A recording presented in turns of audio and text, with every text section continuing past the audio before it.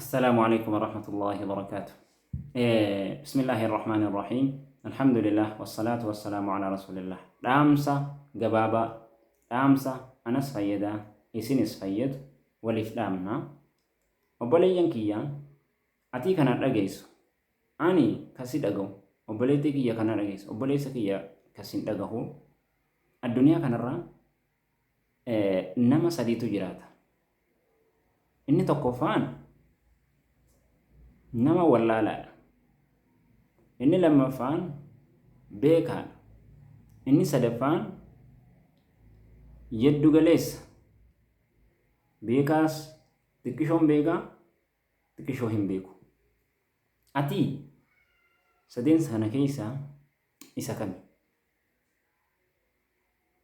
Keessaa inni duraa nama wallaalaa yoo jennu, wallaalaan addunyaa kanarratti ulfina ta'a.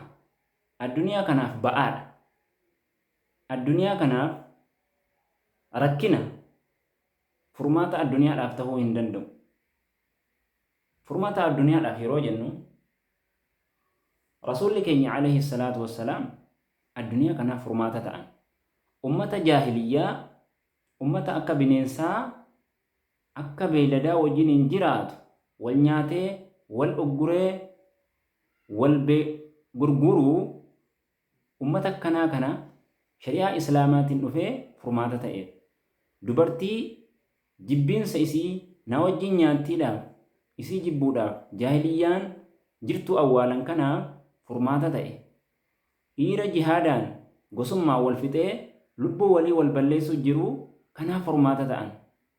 Azaabarraa akka namni baraaramu, mukaa fi dhakaadhaaf akka hin sujuun nama akka keenyaa nyaatee, nama akka keetii nyaatee haguuf akka gadi hin godhan, akka isaaf hin gabroomne, akka ta'uuf dukkana shirkii sanarraa nu baasuudhaaf dhalootaaf furmaata ta'e. Wallaalaanoo dhalootaaf furmaata ni ta'a, furmaata hin ta'u ba'aa irratti ta'a. Subhaanallah. Aniifati ba'aa san keessaa ofii baanee akkamitti nama keessaa baasna? Tokko. Inni lammaffaa nama yeddu galeessatti jiraatu. Xiqqishoo beeka bakka hin geenye. Namni akkanaas hanga tokko yaalii yoo godhellee bakkaan gahuu hin danda'u. Bakkaan gahuu hin danda'u. Kanaafuu barnoonni diin al-Islaam, Qur'aanii fi hadiis barattee lafti isaa baruu qofa, lafti sirreessuu qofaan bu'aa hin qabu. Akka Qur'aana hiikaa namni hin beekne, hadiisa hiikaa namni hin beekne, akka harree damma baattee deemuuti irraan fayyadamtu. Laakiin gam tokkoon Qur'aanni lafzii qaraatee irraan fayyadamu. Laakiin hiikaa waan inni si ajaju jiru sana hin beektu jechuu hooti. Lama. Qixa sirriitti yoo barate malee guutuu guututti karaatti hafa. Karaatti hafa. Hubannoo muuxannoo guddoo waan hin qabneef karaatti hafa.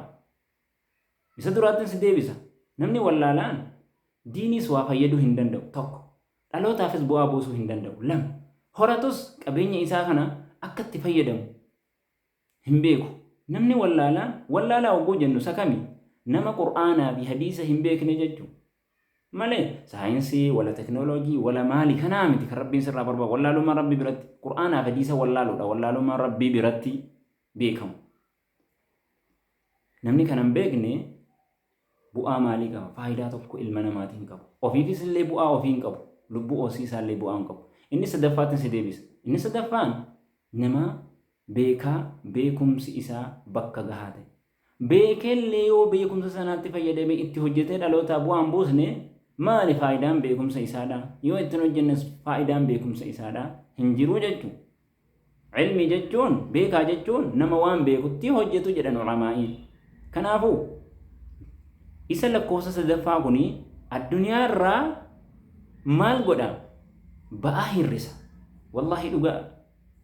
Nabi Muhammad alayhi salaatu wassalaam beekaa addunyaati.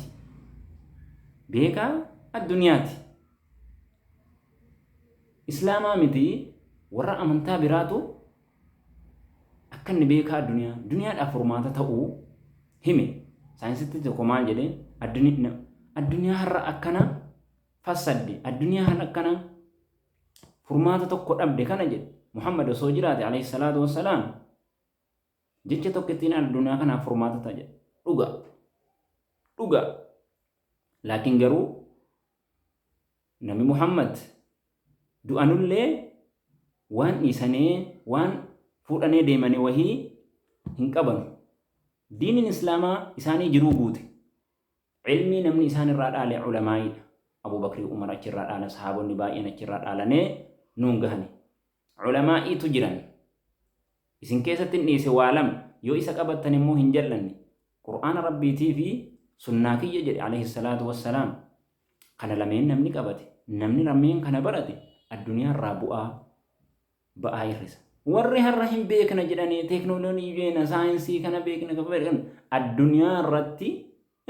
maal ta'an ba'aa ta'an waraanni hamma ilma namaa addunyaa irratti fixu jiru kun qur'aanaa fi hadiisa baratanii itti hojjechuu dhabuudhaan qur'aanni furmaata siita namummaa namaatiif kaafiraaf isa kanaa miti namummaa keetiif siidhiis walaqad karramnaa banii aadama jedha bar jecha tokkittii kanatu gahaaf waa'ee namummaati suuraa israa keessa jira dhugatti banii aadama kaafiraaf islaama dubartii dhiira akka osoo addaan ba'a ilmaan aadam dhugumatti kabajnee jirraa jedha kanaafuu beekaa sanaa ta'uudhaaf laffa'i waan bu'aan qabnetti yeroo kee hin fixin waan bu'aan qabnetti hiriyaa kee irratti ilaaltee dhiisin wanni kuntum khayra ummaa jedhamnee maaliifi akka khayriitti nama ajajnee hamtuurraa nama dhorkinuuf osoo hin baratin beekaa akka hin taane garee lammaffaa tokkoffaarraa akka hin taane garee isa sadaffaa kana ta'uudhaaf hatattaafannuu waan si fayyadu irratti ihris alaa maa yanfa'uk waan si fayyadu irratti bololi jedhan rasuulli alayhi salaatu wassalaam dhaamsi gabaabduun har'aaf qabnu kanuma naa guddifadha wassalaamu alaykum wa rahmatullaahi wa barakaatuh